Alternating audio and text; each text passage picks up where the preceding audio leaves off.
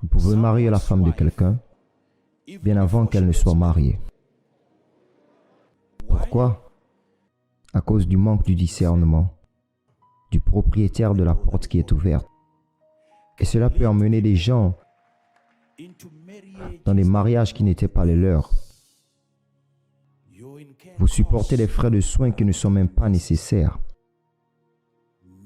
Marier quelqu'un qui n'est même pas compatible avec votre esprit, même avec votre corps. Vous l'avez mariée parce que pour vous, elle était une description et la définition d'une porte ouverte. Vous l'avez mariée parce qu'elle était là présente. Ce ne sont pas toutes les portes ouvertes qui sont les vôtres. Peu importe à quel point c'est génial et efficace. Je souhaite qu'il y ait un moyen que cette information puisse entrer au-dedans de vous. Qu'est-ce qu'il dit au sujet de la porte? Je resterai néanmoins à Éphèse jusqu'à la Pentecôte. Je suis ici jusqu'à la Pentecôte, ce qui signifie qu'il a déjà discerné. Pendant combien de temps la porte restera ouverte? Il peut voir la présence de la porte. Et pour combien de temps la porte est-elle ouverte? Parce que cette opportunité se fermera après la Pentecôte. Cette même porte qui est ouverte maintenant. Ce qui signifie que si je dois faire quelque chose, je dois le faire maintenant, pendant que je suis toujours jeune. Cette opportunité que vous avez se fermera.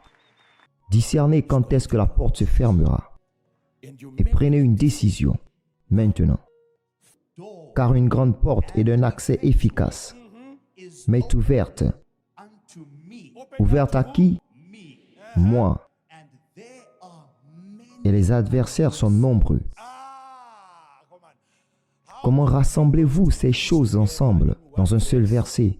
Il veut que certains d'entre vous ici puissent comprendre que la présence des adversaires n'est pas une preuve que la porte n'est pas la vôtre. Parce que si j'ai dit à certains d'entre vous d'aller et de discerner la porte, voici jusqu'où vous pouvez discerner la porte. Vous regarderez à la porte et vous regarderez à combien de personnes sont en train de vous combattre. S'il n'y a pas de bataille, vous penserez que ceci est ma porte. Et jusqu'où certains d'entre vous peuvent discerner. Paul est en train de dire que la porte est très grande et est d'un accès très efficace. Mais il y a plusieurs adversaires, plusieurs ennemis. Et au milieu des ennemis, il peut toujours discerner la présence de la porte et la grandeur de la porte. Et il déclare toujours que la porte qui est ouverte est à moi. Pendant qu'il résistait le plus, il dit: je vous l'ai dit avant, je vous ai enseigné comment Jacob a eu la bénédiction qui n'était pas la sienne. Il avait sa propre part dans la bénédiction. Ésaü a perdu la bénédiction qui était à lui. La porte était à lui. Mais il n'a pas réussi à franchir la porte.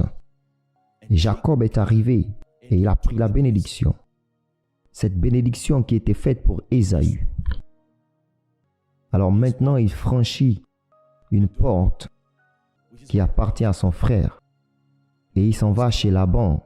Et il travaille pour 7 ans pour Rachel. Après 7 ans, et le père est arrivé et lui a présenté une différente porte. Tu dois franchir la première porte d'abord, appelée Léa. Et il a commencé à se demander, comment peux-tu me tromper de cette façon? Non, non, ce n'est pas de la tromperie. Tu as pris la bénédiction de quelqu'un d'autre.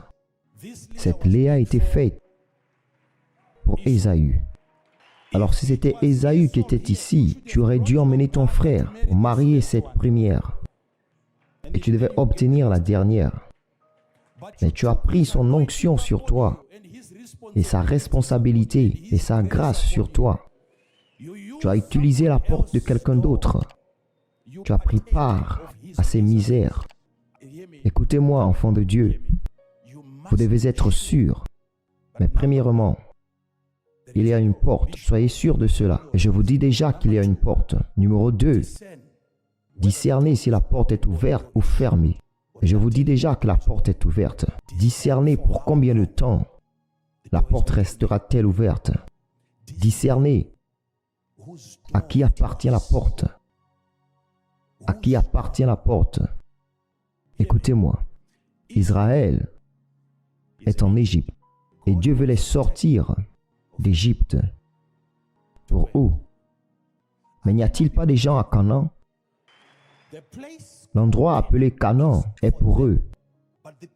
Mais les gens qui n'appartiennent pas à l'endroit sont à l'endroit même. Ils contrôlent l'endroit.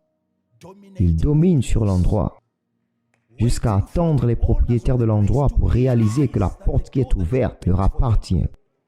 Mais écoutez ceci. Ce voyage d'Égypte jusqu'à la terre promise, à un moment, ils avaient la porte devant eux, portant le nom, la mer Rouge. Qu'est-ce que nous faisons ici? Et ils ont commencé à pleurer. Et Moïse est allé à Dieu. Et Dieu a dit à Moïse, va et étends ton bras et ouvre la porte. Ouvre la porte. Et ensuite, de façon miraculeuse, il ouvra la porte. Et la porte, écoutez-moi maintenant, et Dieu a ouvert la porte pour eux. C'était la porte qui était faite pour les enfants d'Israël seulement. Et ensuite, les enfants d'Israël ont franchi la porte, sont passés par la porte jusqu'à la terre promise. Parce que la porte que Dieu avait ouverte leur appartenait. Ensuite, voici les Égyptiens qui arrivent. Ils ont trouvé que la porte était toujours ouverte. Et ils disent que la grâce de Dieu est sur nous. Peu importe où nous allons, nous trouvons des portes ouvertes. Nous l'utiliserons parce qu'elle est ouverte. Et un Égyptien a franchi la porte qui n'était pas faite pour lui. Mais pourquoi Dieu a-t-il gardé la porte ouverte? Sachant bien que tous les Juifs et les Hébreux étaient déjà passés. Il savait que les gens de mauvaise foi étaient en train d'arriver. Et ils profiteront de toute opportunité parce que c'était une opportunité pour eux. L'échec de discerner le propriétaire de la porte qui est ouverte. Paul nous dit que je peux faire toutes choses. Mais toutes les choses ne sont pas profitables. Je peux faire, j'ai la capacité. Je peux faire toutes choses. Je peux faire toutes choses, mais a-t-il fait toutes ces choses? Non. Il a choisi de faire une chose. Qui voulez-vous devenir?